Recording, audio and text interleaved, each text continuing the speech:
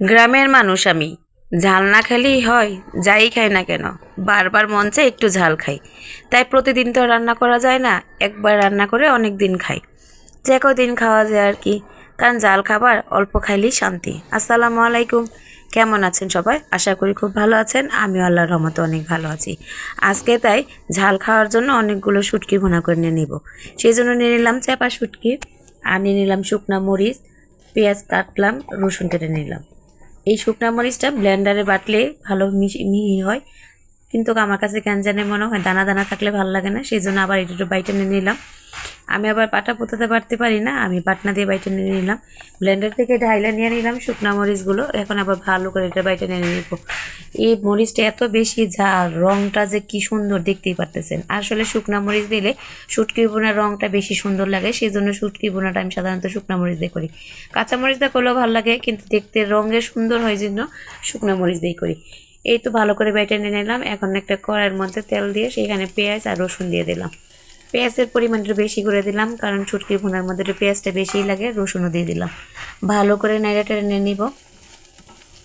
গরম তেলের মধ্যে পেঁয়াজটা ভালো করে নাড়া হয়ে গেল, এর মধ্যে আবার দিয়ে দিব পেঁয়াজের কলিগুলো। প্রথমে দিয়ে দিলাম লবণ, লবণটা দিয়ে দিলে দ্রুত মিশে যায়, সেজন্য লবণটা দিয়ে দিলাম। লবণটা দিয়ে আবার ভালো করে নেড়ে চেড়ে নিয়ে নিব। নাড়া হয়ে গেলে দিয়ে দেবো পেঁয়াজ কলি। এই পেঁয়াজ পাতা দিয়ে শুটকি ভুনা আমার কাছে আবার বেশি ভালো লাগে। অনেকে বলে এটা খালি নাকি মিষ্টি মিষ্টি লাগে, কিন্তু আমার কাছে মনে হয় এটা দিলে স্বাদটা আরও বেশি লাগে।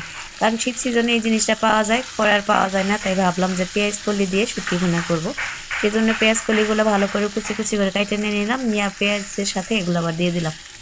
ভালো করে নেড়েছে এটা মিশিয়ে নিয়ে নিব। যত বেশি মিশানো যাবে ততই বেশি ভালো লাগে। আর শুটকির ভুনাটা মূলত একটু পেঁয়াজের কলি বেশি দিলে আরও বেশি ভালো লাগে।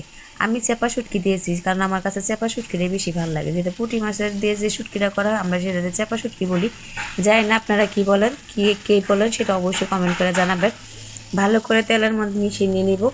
এখন যে মরিচটা বাটছি ওই মরিচটা দিয়ে দিব। দেখতে পারতেছেন যে কি সুন্দর একটা রং, আর যে কি ঝাল।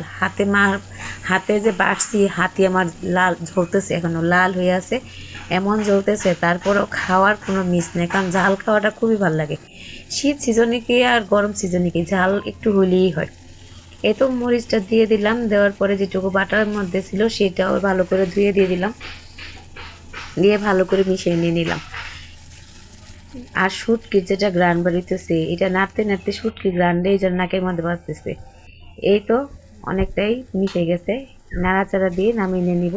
দেখতেই পারতেছেন কালারটা কত সুন্দর হয়েছে। এই জন্য বলি যে শুটকির বোনাটা সাধারণত শুকনা মরিচা করলে বেশি ভালো লাগে।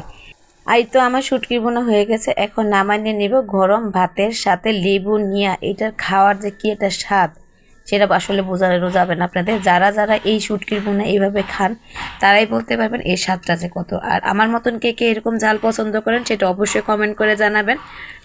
আর আমি বিশেষ করে গাজীপুরের মানুষ কিন্তু জাল খেতে খুব বেশি পছন্দ করে। কে কে গাজীপুরে আছেন সেটা অবশ্যই জানাবেন। আজকে এই পর্যন্ত, আল্লাহ হাফেজ।